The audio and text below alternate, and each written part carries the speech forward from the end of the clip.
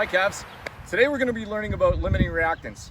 And in order to understand the concept, what we're going to do is we're going to go through an analogy, okay? So what we're going to do is we're going to go on a road trip and we're going to see parts of Ontario. Now, only 8 of us can go, which is why we're going to take both of these vehicles behind me, all right? There's another catch. We have a limited amount of gas. So as soon as one of the cars runs out of gas, the trip is over, and wherever we are, that's what we get to see, okay? Now, one other thing. You have to understand a little bit about a fuel economy. So which of these 2 cars has better fuel economy? Now, if you're not a car buff, you should know that the Escape has better gas mileage than the F-150. All right, so let's go through a couple of scenarios. If both vehicles have this much gas, the exact same amount of gas, which vehicle is going to limit how far we get in Ontario before we run out of gas? Now your answer should be the F-150, because if you have the same amount of gas and the F-150 uses gas faster than the Escape, then obviously the F-150 is going to run out of gas. Here's second scenario. F-150 gets this much gas, the Escape gets this much gas. Which vehicle is going to run out of gas and limit how far we go? Again, this is an easy answer. The F-150 is going to run out of gas a lot sooner than the Escape.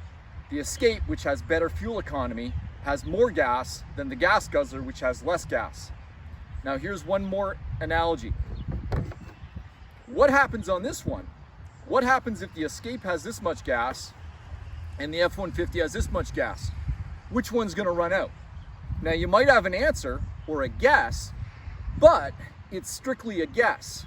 This is too difficult to just be able to figure out. So what you would need to know is how much gas are both vehicles getting. So you'd have to know the volume, and you would also have to know the fuel economy. Once you knew that, then through a little bit of math, you would be able to come up with an educated guess, okay? Now, how does this apply to chemistry? Well, so far in all the chemical reactions, you haven't been limited by how much to have of both reactants.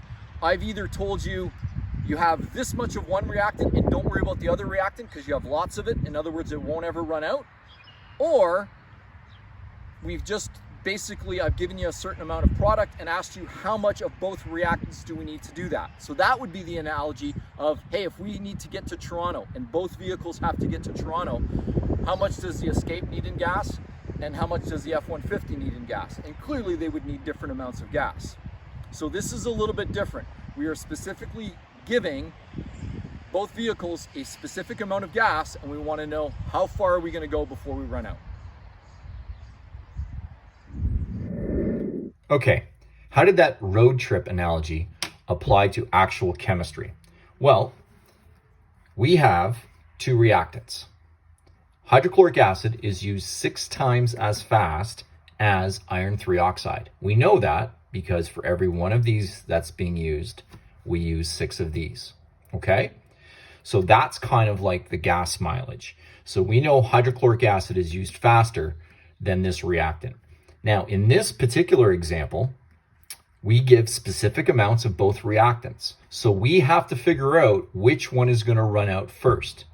And this is a scenario where if I look at, I can't just tell, because the one that is used faster has more of it, okay?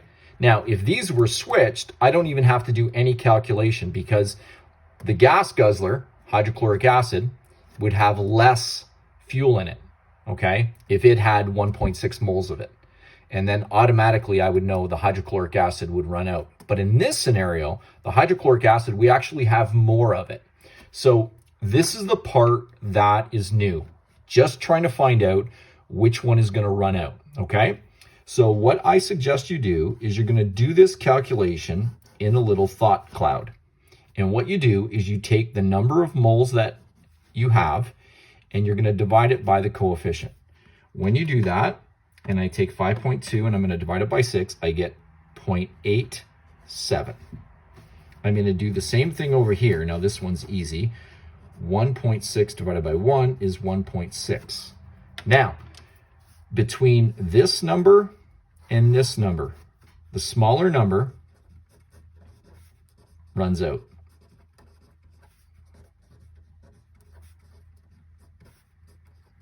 So that means this is what's called my limiting reactant. It limits how far I'm going to be able to go to the right before I run out.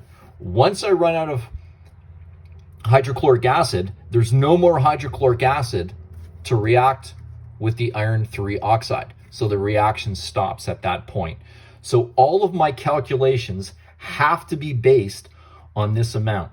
Now, what I tend to do is I tend to circle the amount, the number of moles of my limiting reactant. That is what I'm going to use in my mole to mole calculation. I'm not using this amount because I'm not going to use it all up. Okay, now this is where those arrows come in handy that I've had you do. So I know this is going to start at 5.2 moles and it's going to go down to 0 moles. I know I'm using it all up. This starts with 1.6 moles, but I'm going to have leftover. I don't know how much I'm going to actually use. It's not part of the calculation. This is the only new part. Okay, from here, this is the stuff that we've been doing all along. We have to do a mole to mole ratio. So the original ratio is 6:2. Instead of 6 moles, I have 5.2 moles. So I'm going to do my calculation here. 5.2 times 2 divided by 6. And when I do that, I get 1.73 moles. And then because I wanted mass, mass equals number of moles times molar mass. 1.73 times 162.3, which is the molar mass. And when I do that, I get 281.32 grams. All right. I'm going to go through one other example with you. And in this scenario, it's a little different because, again, you're given specific amounts of both reactants, but instead of giving moles, I'm giving you mass. All right. Now, the other thing, which reactant is used faster? Hopefully you said oxygen. For every 4 of these you use, you're using 5 of these. Okay. So the first thing I have to do is I have to convert mass to number of moles. So number of moles is mass divided by molar mass. So I'm going to take 15 divided by 17. And I get 0.88 moles. I'm going to also convert this to moles.